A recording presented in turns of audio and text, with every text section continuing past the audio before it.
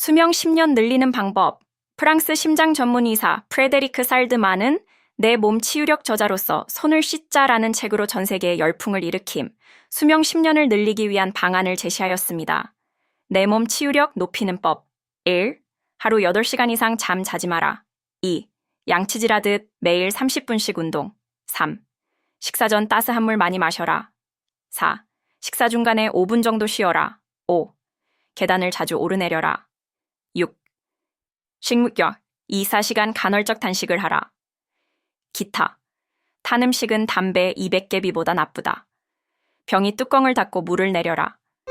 냉장고는 한 달에 2번 이상 청소. 수세미, 행주 등 청소용품도 살균 건조하라. 감기를 앓고 난 뒤엔 칫솔을 바꾸라. TV 리모컨, 휴대전화, 안경 등 일상용품을 주기적으로 닦아라. 매일 아침 사과 1개를 먹어라. 차를 너무 뜨겁게 먹지 마라.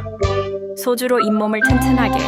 슈천 420종의 질병 중 가장 흔한 병이 성인의 70%가 가지고 있는 잇몸병이라고 합니다. 건강한 잇몸은 중풍, 치매 등과 거리를 멀게 해주는 방벽 역할을 해준다고 합니다. 건강한 잇몸은 염증이 없고 분홍색입니다. 잇몸 질환, 즉 풍치는 치과에서도 어떻게 하지 못하더군요.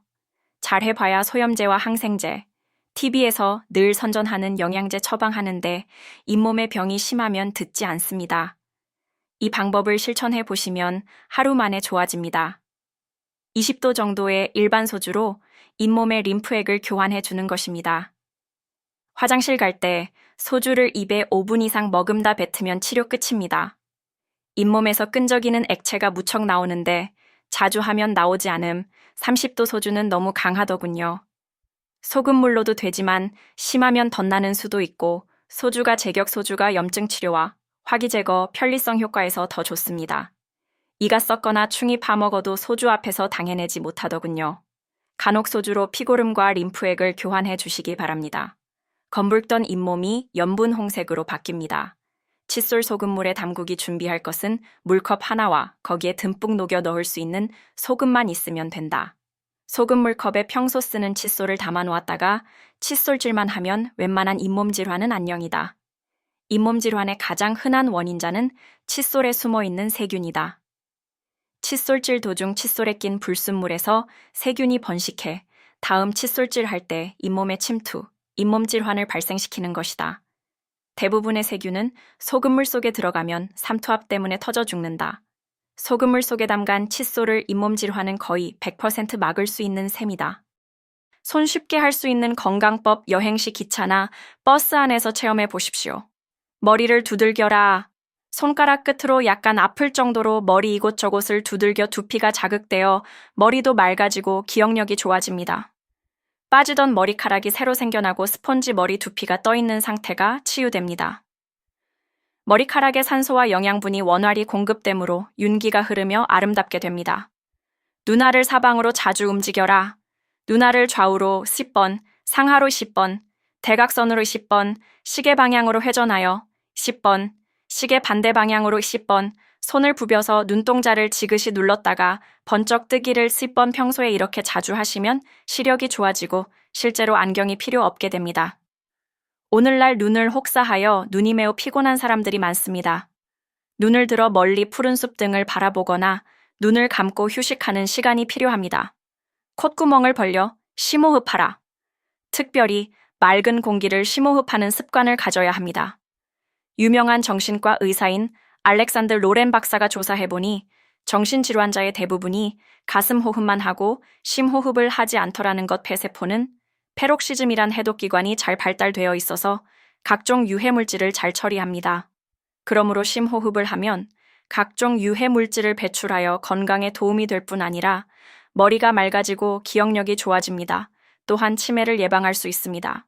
혀를 자꾸 입안에서 굴리라. 혀를 가지고 입천장도 핥고 입 밖으로 뺐다 넣었다 하면서 뱅뱅 돌리고 혀 운동을 하는 겁니다. 침은 회춘 비타민입니다. 침은 옥수, 유쉬라 했습니다. 평소 식사 때도 충분히 꼭꼭 씹어 먹으면 충분한 침이 들어가 소화가 잘 되어 건강에 좋습니다. 그러나 가래 같은 탁한 것은 버려야 합니다. 잇몸을 마사지하라. 손가락 6개로 잇몸을 눌러서 비비며 마사지합니다. 그리고 치아를 딱딱딱 위아래를 부딪혀 주는 것이 치아를 건강하게 만드는 방법입니다.